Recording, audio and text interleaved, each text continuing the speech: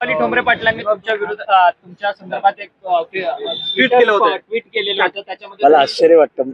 रुपालीताई या चांगल्या नावाजलेल्या वकील आहेत पुण्यातल्या. त्या सेशन कोर्टात वकिली करतात, हायकोर्टात वकिली करतात.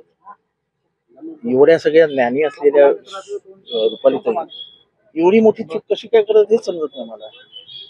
एक तर माझा डीपी काय आहे त्यांनी बघायला होता. माझा डीपी आंबेडकरांचा आहे ट्विटरवर. आंबेडकर फॅशन नाही फ्युजन है, तो डीपी आहे माझा. दुसरी गोष्ट, असा चॅट कोणी बांगर कुठे असं हे आणि मी एकत्र होतो सकाळपासून.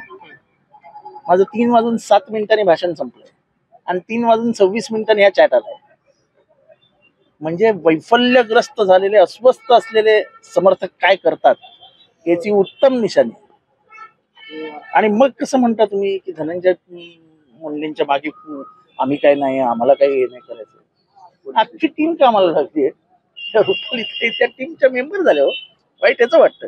इतक्या ज्ञानी बुद्धिवान वकिली करतात, एवढी छोट्या अशा कळत नाही की हे फॉरवर्ड मेसेजेस वगैरे अडचणीत येतात.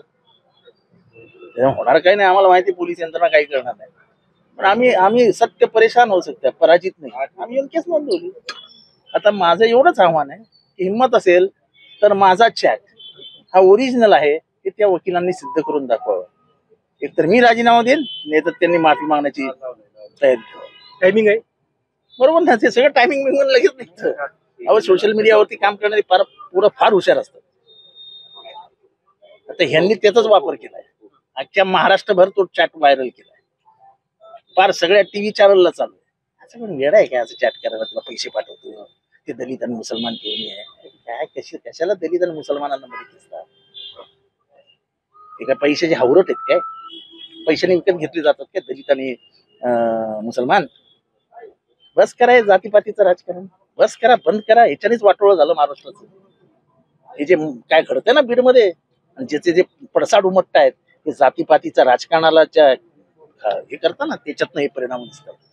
बंद करा, बंद.